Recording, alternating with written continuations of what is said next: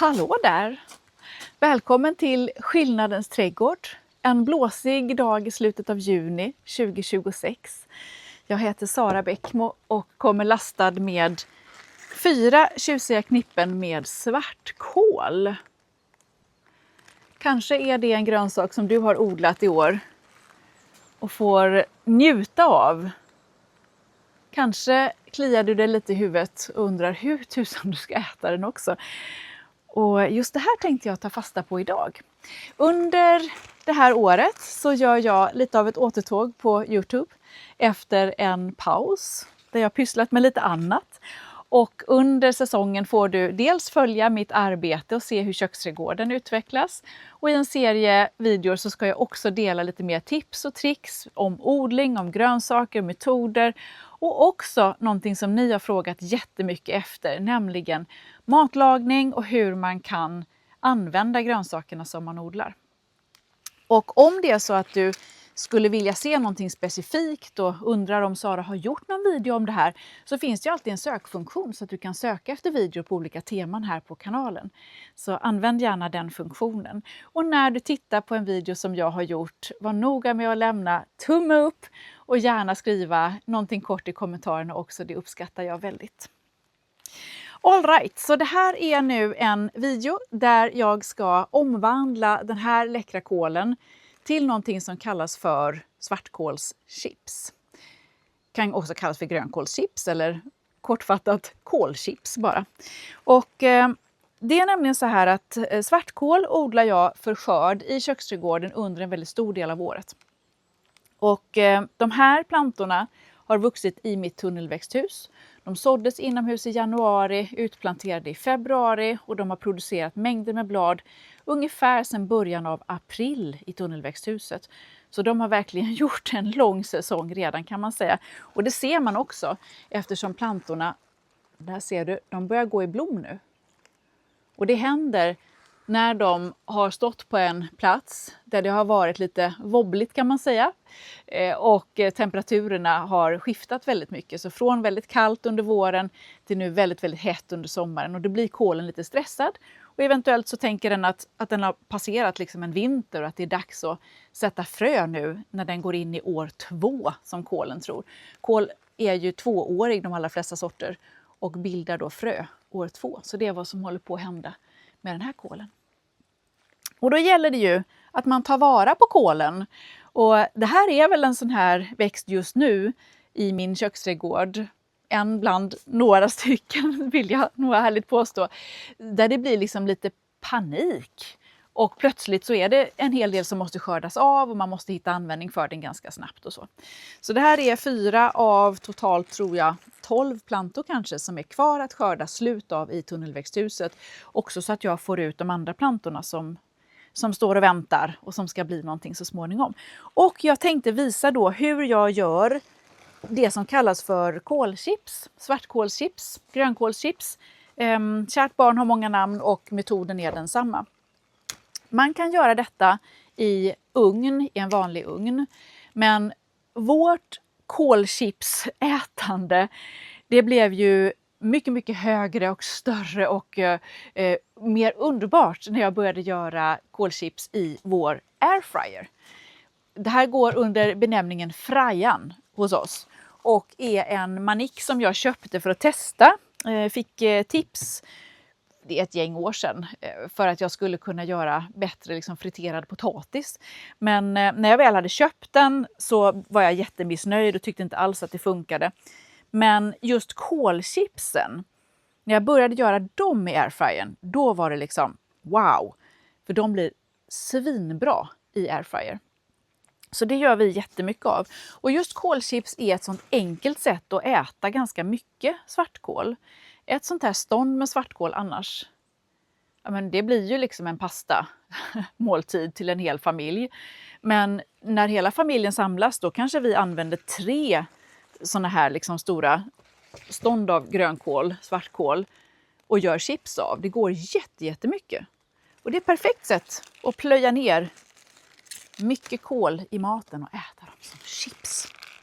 Så nu ska jag visa hur jag gör det här Och förhoppningsvis har du en airfryer hemma. Om du inte har det så kan du ju söka upp info om hur man gör grönkålschips i ugnen. För det går, men det går inte lika bra om man säger så.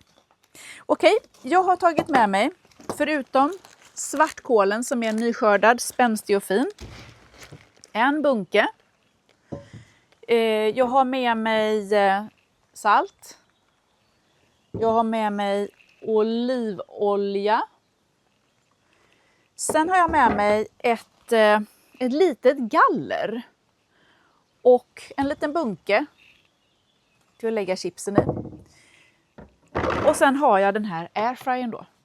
Och airfryern det är som en varmluftsugn liksom i miniformat. Tänk det som en varmluftsmikro. Och vi använder faktiskt airfryern som en mikro. Värma bröd, tillaga vissa maträtter och sådär. Så den är inte bara för att göra chips eller pommes eller såna här saker, utan man kan använda den verkligen som en liten ugn. Den är jättebra tycker jag nu när jag har lärt mig att använda den bättre. Och innan man stoppar i någonting i airfryern så ska man se till att ugnen är varm. Så det är precis som en vanlig ugn. Så i god tid innan man ska stoppa i någonting så sätter man på ugnen och låter den köra några minuter så att den blir varm. Men det kan vi ta lite senare. Det första jag gör nu är att repa bort bladen från själva växten. Kålstocken den lägger vi åt sidan, den ska vi inte använda. Istället är det bladen som vi ska ägna oss åt. Nu tar jag blad för blad och kniper åt med fingrarna runt den här skälken som är i mitten som kallas för bladnerv. Och så bara drar jag bladet av den nerven. Och den används inte när man gör de här chipsen för den är så himla kraftig. Så den blir inte liksom klar då samtidigt som övriga chipsen. Och när jag gör det här nu så har jag behövt stänga in min hund. För när han hör att det vankas kål, det är något med knastret, då kommer han älgandes. Han älskar kål. Man kan ju kika lite grann på plantorna. Om du skördar kål i trädgården så kan det ju vara så att det sitter någon liten ohyra på. En liten kållarv eller sånt där. Och det vill man kanske inte ha med i friteringen.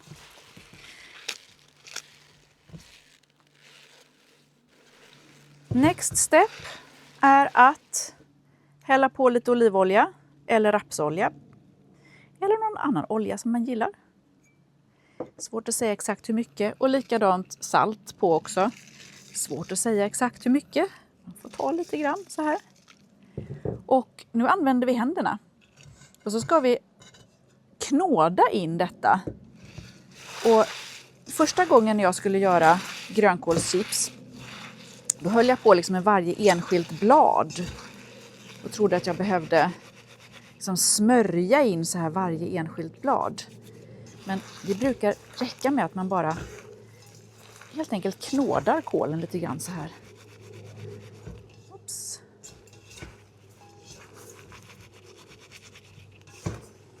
Går det mycket fortare, då kan man också göra mycket mer. Nu ser det ut som om kålen har fått olja överallt. Mm. Bara det här är jättegott. Okej. Nästa steg nu, det är att sätta på apparaten och låta den värmas upp. En på-knapp. 180 grader. Och så kör vi 4 minuter då.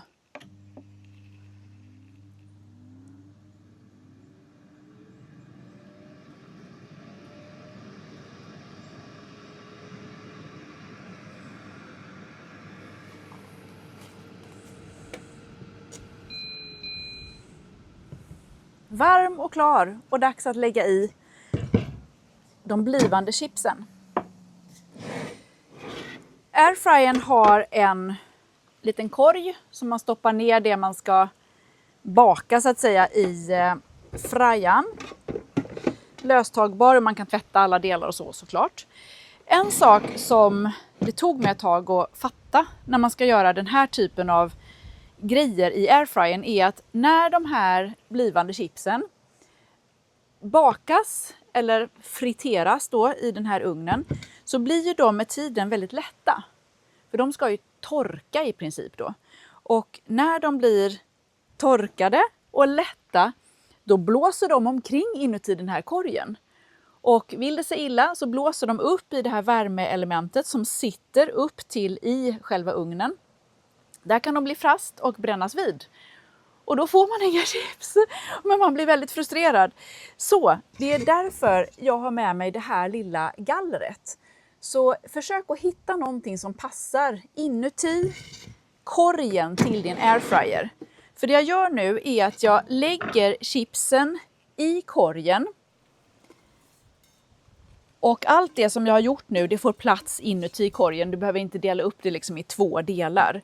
Men det här är väl ungefär maximalt då. Och sen lägger jag helt enkelt det här gallret ovanpå. Så att det håller liksom de här svartkålsbladen på plats. Man måste vara noga så att inte gallret på något sätt hamnar på sniskan så att det fastnar i själva ugnen, för då får man ju inte ut luckan sen. Så man måste vara lite vaksam, men när man har gjort det några gånger så förstår man och kan anpassa sina doningar. Och nu tuffar den här på i cirkus 6 minuter 180 grader. Och någon gång emellanåt så drar jag ut korgen, lyfter bort gallret och fluffar till de här bladen lite grann så att också de som ligger längst ner kommer till liksom och vad ska man säga? Det är ju inte riktigt friteras. De grillas så att det blir jämnt. Och så fort bladen har kommit in i den här airfryern nu så kommer det så här ljuvlig doft. Och det är så jädra gott att äta de här chipsen. Själv ska jag äta dem idag till en kycklingklubba som jag också ska göra i airfryern. Och den är örtmarinerad. Och sen ska jag ha en stekt broccoli med en mild ost till. Och så grönkålschips. Jag säger alltid grönkålschips, men det är ju svartkål. Men svartkål är en typ av grönkål, så det är ändå liksom rätt. De är lite prassliga.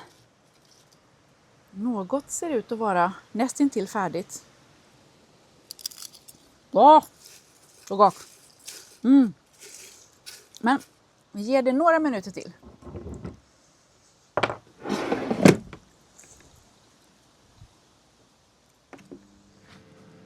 Alltså det här är ju inte en regelrätt maträtt på det viset som en svartkålspasta eller stekt svartkål med någonting till och sådär, utan det här är ju ett tillbehör. Det som jag tycker är kul med de här chipsen är att man kan äta dem till nästan vad som helst. Du kan ha dem till en sallad, du kan ha dem till köttbullar, du kan äta dem till en fiskgratäng eller som ett litet snacks. Och att när allting är uppätet så har det ändå försvunnit en hel del svartkål. Och det är ju väldigt tacksamt. Och allting måste ju inte bli den där liksom mättnadsmaten heller. För mig känns det nog viktigast att det jag har odlat hamnar på tallriken på ett eller annat sätt. Och att få ha sett den här svartkålen som har varit med i köksträdgården så himla länge hamna på min middagstallrik. Det är ju liksom belöningen i sig. Nu ska vi kika så den inte... En liten stund till. Alltså det doftar så gott. Svartkål är, by the way, en av grönsakerna som funkar fint att så nu i juni och också när vi kommer in i juli. Så om du kliar dig i huvudet nu och tänker, vad ska jag så som jag kan ha nytta av senare under hösten framförallt då, så är svartkål och grönkål varianter att satsa på. Det är en hyfsat snabbväxande kål och man behöver inte vänta på att den ska bilda liksom ett stort huvud eller så, utan bladen i sig är ju det vi äter, och har de inte blivit jättestora så finns det ändå stor användning för dem. Och både svartkål och grönkål är köldtåliga och de kan stå väldigt länge i landet. Så om det kommer en frostknäpp så gör det ingenting. Den kommer stå med in till trädgårdens sista dagar för säsongen.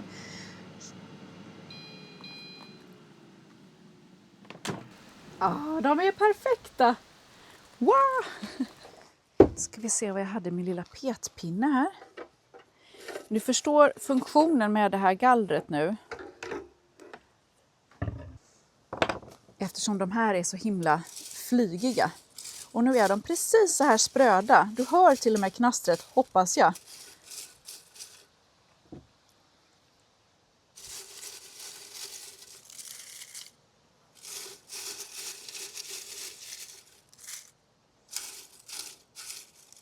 Titta.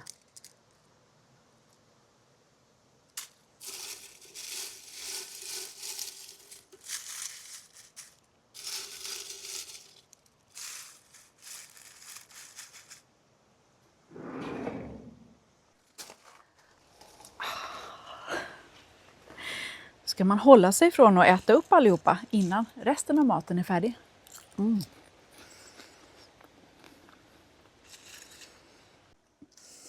Så löjligt lyxigt vi har det ändå, vi som odlar. Då får man sitta i sin trädgård med den bästa av skördar. Hemodlade, hemgjorda svartkålschips. Helt utan bekämpningsmedel och långväga transporter och såna här grejer som annars många av kålsorterna har som vi köper i matbutiken. Nu måste jag spara resten. Avslutningsvis vill jag säga att på Skillnadens blogg, som du hittar på www.sarabackmo.se, där finns en receptsamling med recept, tips på mat som man kan göra från trädgården vid olika tider på året, som är säsongsbunden på det sättet att grönsakerna som används i maten finns att skörda och använda för respektive säsong. Så det är liksom inte säsongsblandat, vilket det ofta är när man använder recept från en matbok till exempel, där man inte tar hänsyn bara till det som odlas hemma. Men det är det som är så bra när en odlare har skrivit recepten. Då kan man laborera så att det blir ingredienser som passar för den säsong som man är i just nu. www.sarabackmo.se och klicka dig vidare till recept eller skillnadens mat så hittar du mer att läsa. Tack för att du har tittat idag. Vi ses snart igen. Glöm inte tumme upp och en liten kommentar. Ha det gott. Det ska jag ha. Gott alltså.